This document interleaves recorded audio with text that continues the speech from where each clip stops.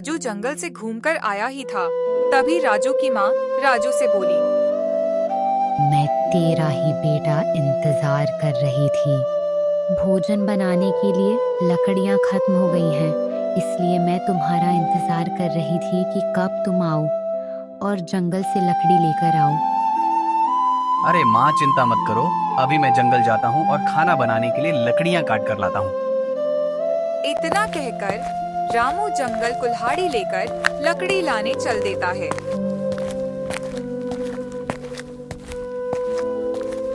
राजू जंगल में पहुंचकर जैसे ही पेड़ से लकड़ी काटने वाला होता है, तभी उसके कानों में किसी जानवर की दर्द भरी आवाज सुनाई देती है।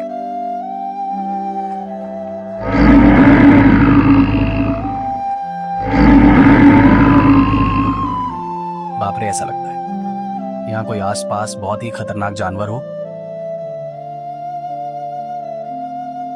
इतना बोलकर रामू अपनी नजरें जंगल की चारों तरफ घुमाने लगता है। तभी उसको दिखाई पड़ता है एक भालू एक सूखे पेड़ के नीचे दबा हुआ है। बाप रे, ये तो बहुत बड़ा भालू है।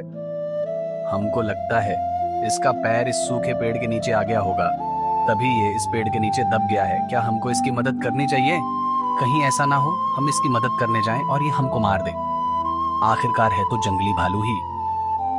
जैसे ही रामू मुड़कर लकड़ी काटने के लिए सोचता है, तभी फिर से जोर जोर से भालू दर्द भरी आवाज आती है। रामू फिर से मुड़कर देखता है, उसके दिल में दया आ जाती है और उसको निकालने के लिए धीरे धीरे भालू की तरफ कदम बढ़ाता है।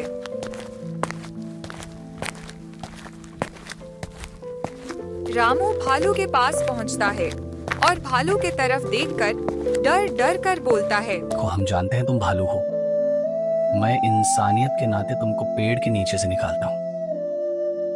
कहीं ऐसा मत करना कि बाहर निकलकर मुझ पर हमला कर दो, ठीक है?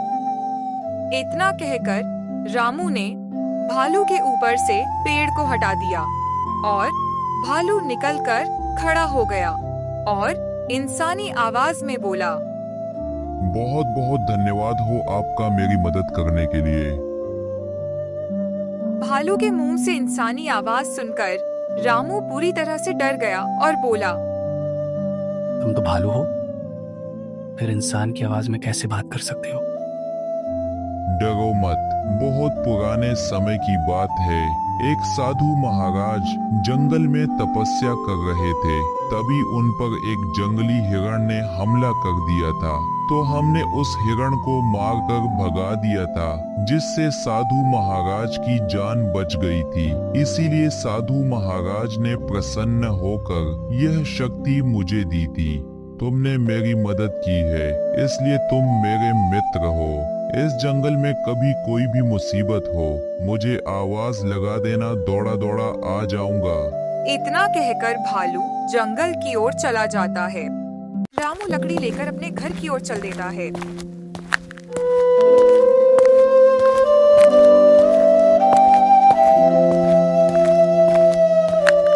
रामू की माँ राधा रामू से बोली, बेटा रामू, आज तुमको जंगल से वापस आने में बहुत समय लग गया।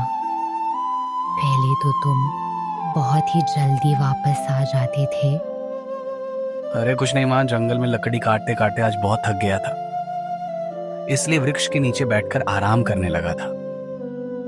रामू की माँ रामू की बात सुनकर मुस्कुराते हुए खाना बनाने लगी है।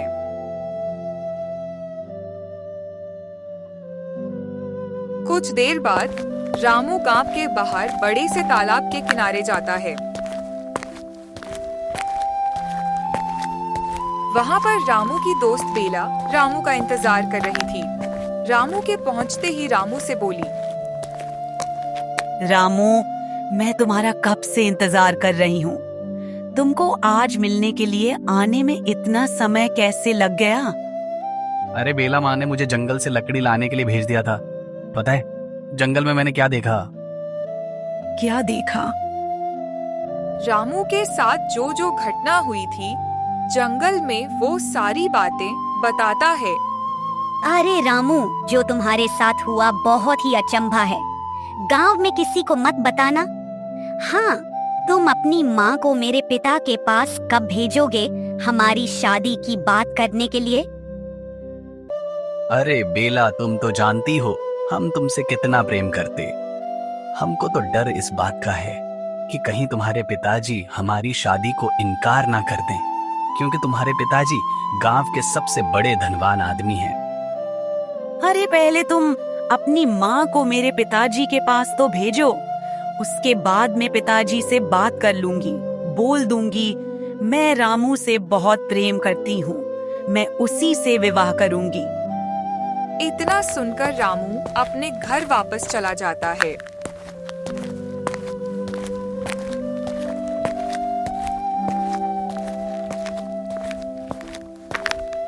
मैं बेला से शादी करना चाहता हूँ। क्या तुम मेरी शादी की बात बेला के पिताजी से जाकर करोगी? बेटा, बेला के पिता बहुत धनवान हैं। वह किसी भी कीमत पर अपनी बेटी का विवाह तुमसे नहीं करेंगे, लेकिन तुम्हारा मन रखने के लिए मैं बेला के पिता से एक बार जरूर बात करूंगी। अगले दिन सुबह गीता बेला के पिता से अपने बेटे रामू की शादी की बात करने के लिए पहुंच जाती है।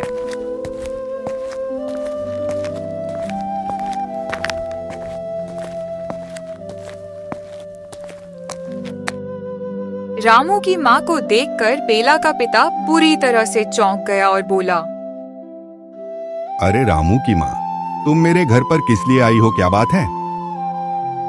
रामू और बेला एक दूसरे से बहुत प्रेम करते हैं।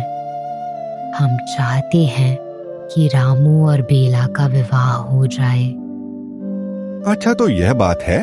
तो सुनो, मुझे तुम्हारे बेटे रामू से शादी करने के लिए कोई ऐतराज नहीं है, लेकिन ना तो तुम्हारे बेटे के पास धन है, ना खेत है, ना कोई नौकरी है। इस हालत में कैसे अपनी बेटी का विवाह तुम्हारे बेटे से करूं? तुम ही बताओ, मेरी जगह तुम होती तो क्या करती? बेला के पिता की बात सुनकर रामू की मां चुप हो गई, क्योंकि बेला के पिता ने जो कुछ कहा था बिल्कुल सच और साफ साफ शब्दों में कहा था। देखो रामू की माँ, कल मेरे घर मुखिया जी आए थे और उन्होंने अपने बेटे की शादी मेरी बेटी से करने के लिए कहा था। मुखिया के बेटे के पास बहुत सारा धन और खेत है। मैं शादी अपनी बेटी की उसी जगह करूंगा जहां पर मेरी बेटी खुश रहे। यह बातें बेला चुपचाप सुन रही थी।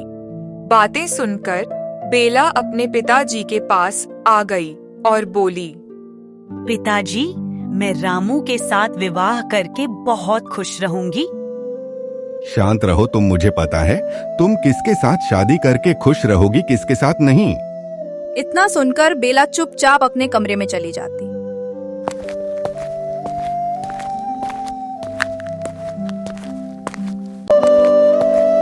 रामू की मां उदास होकर चुपचाप घर वापस आ जाती है।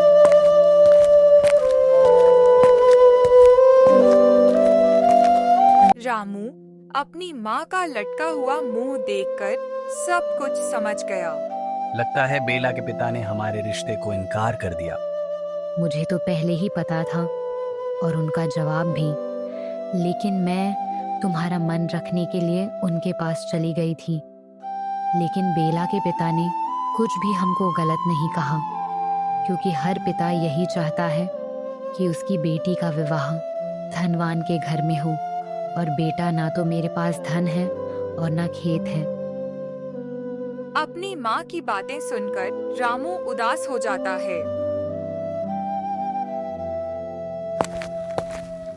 अगली सुबह रामू उदास होकर जंगल की तरफ चला और एक तालाब के किनारे उदास होकर बैठ गया। तभी उसके कानों में भालू की गुरहट की आवाज सुनाई पड़ी। रामू ने देखा तो उसके पीछे वही भालू खड़ा हुआ था। क्या हुआ मेरे मित्र, तुम उदास इस तालाब के किनारे क्यों बैठे हो? अपनी समस्या मुझे बता सकते हो? अरे मित्र, तुमको अपनी समस्या बताकर भी कोई फायदा नहीं होगा मित्र। अरे मित्र, बात कर तो देखो, शायद मैं तुम्हारी समस्या का समाधान कर सकूं। रामू के साथ हुई सारी घटना भालू को बताता है। भालू घटना को सुनकर सोच में पड़ जाता है और कुछ देर बाद बोलता है। मैं तुम्हारी समस्या का समाधान कर सकता हूँ। इस जंगल में किसी पुराने राजा का खजाना छुपा हुआ है। उस जगह को मैं जानता हूँ, तुमको बता सकता हूँ, लेकिन उससे ये होगा कि मैं अपनी शक्तियों को खो दूंगा। फिर मैं कभी किसी भी इंसान की तरह नहीं बोल पाऊंगा, ना किसी इंसान से बात कर पाऊंगा, क्योंकि साधु ने यह शक्ति देने से पहले हमको बताया था कि तुम कभी इंसानों के जीवन में दखलंदाजी नहीं दोगे, नहीं तो तुम्हारी शक्तियाँ खत्म हो जाएंगे। ओ रहने दो मित्र, तुम मेरी मदद मत करो, क्योंकि अगर तुम्हारी शक्ति छीन गई तो हम लोग आपस में कभी बात नहीं कर पाएंगे। नहीं मेरे मित्र नहीं, जब मैं सूखे पेड़ के नीचे फंसा हुआ था तब तुमने अपनी जान की परवाह न करते हुए मेरी मदद की थी, तो मैं आज अपनी शक्तियों की परवाह क्यों करे? मैं तुम्हारी मदद करूंगा। चलो मित्र चलो। इतना बोलकर भालू आदित्य को जंगल की ओर ले गया।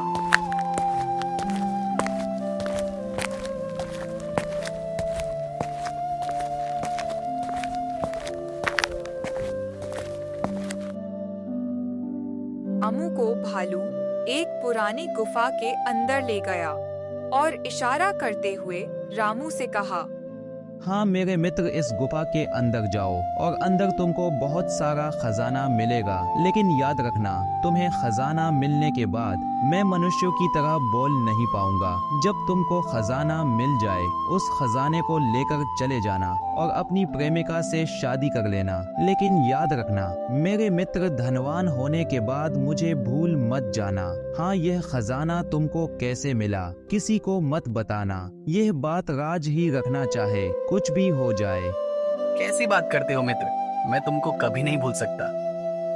तुमसे मिलने आया करूंगा और खजाना मुझे कैसे मिला ये बात मैं राज रखूंगा, किसी को कभी नहीं पता चलने दूंगा। इतना कहकर रामू गुफा के अंदर चला गया। सही कहा था मेरे मित्र भालू ने, यहाँ पर तो बहुत सारा धन है, इससे तो मैं गांव का सबसे बड़ा आदमी बन जाऊंगा। इतना कहकर रामू वहां से सारा धन उठाता है और चल देता है।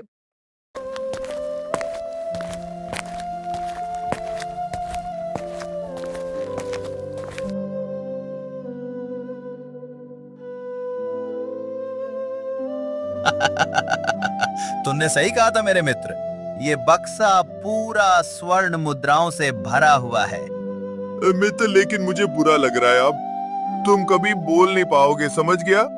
मित्र, हमारी मित्रता कभी नहीं खत्म होगी, इसी तरह हमारी मित्रता बरकरार रहेगी। इतना कहकर रामू उस बक्से को लेकर अपने घर की ओर चला आता है।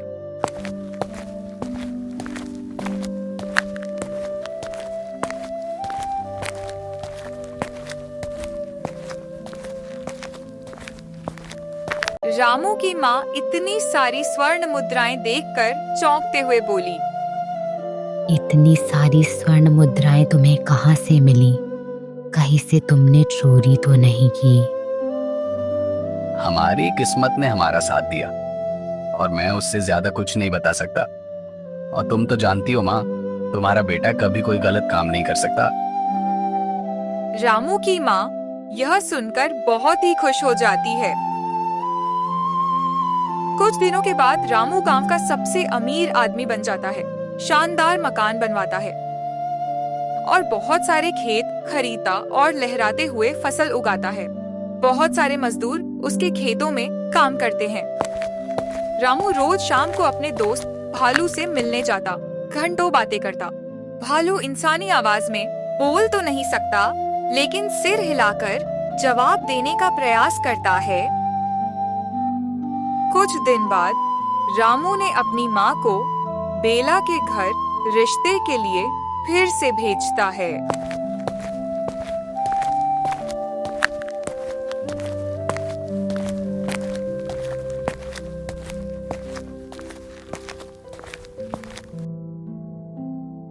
रामू की माँ को देखकर बेला का पिता उठकर खड़ा हो गया और बोला, अरे वाह वाह रामू की माँ, तुम मेरे घर आई। मेरे तो भाग खुल गए। अब मैंने सोच लिया है कि अपनी बेटी का रिश्ता मैं जमींदार के बेटे से नहीं करूंगा, तुम्हारे बेटे रामू से करूंगा। यह सुनकर रामू की माँ खुश हो जाती है और मुस्कुराने लगती है। कुछ दिन बाद रामू और बेला का विवाह धूमधाम से हो गया। बेला रामू की पत्नी बनकर रहने लगी, लेकिन रामू और बेला का रिश्ता मुखिया और उसके बेटे को बिल्कुल पसंद नहीं आया। मुखिया अपने बेटे से बोला, सोचा था बेला से तुम्हारा रिश्ता करवा दूंगा और बेला के पिता की सारी संपत्ति को हड़प कर हम राज करेंगे, लेकिन ससुरा रामू पता नहीं कहां से रातों रात धनवान हो गया। इतना धन कहां से लाया? मुझे लगता है पिताजी, उसके हाथ कोई रहस्य लगा है जिससे वह इतनी जल्दी धनवान बन गया। अरे क्या मतलब है? तुम्हारे कहने का कौन सा रहस्य उसको मिल गया है जिससे वह रातों रात धनवान बन गया? पिताजी, तुमको मैं बहुत समय से एक बात बताने की कोशिश कर रहा हूँ। रामू जंगल में जाता है और एक गुफा के पास बैठकर भालू से बातें किया करता है। मैंने चुपके से देखा है जो बात रामू बोलता है, भालू उस बात का जवाब सिर हिला हिला कर देता है। यह सुनकर मुखिया बुरी तरह चौंक गया और बोला, क्या बात करते हो? तुम्हारा दिमाग तो खराब नहीं है? भालू कैसे बात कर सकता है और इंसान की आवाज कैसे समझ सकता है? अरे पिताजी, अब तुम मेरी बात मानो या ना मानो, मैंने अपनी आंखों से देखा है। मुखिया और उसका बेटा मिलकर भालू और रामू की मित्रता को तोड़ने की बात करते हैं। तो दोस्तों, आप लोगों को वीडियो का अगला पार्ट देखना है, तो चैनल को सब्सक्राइब कर दे, वीडियो को लाइक कर दें और कमेंट सेक्शन में नेक्स्ट पार्ट जरूर लिखें।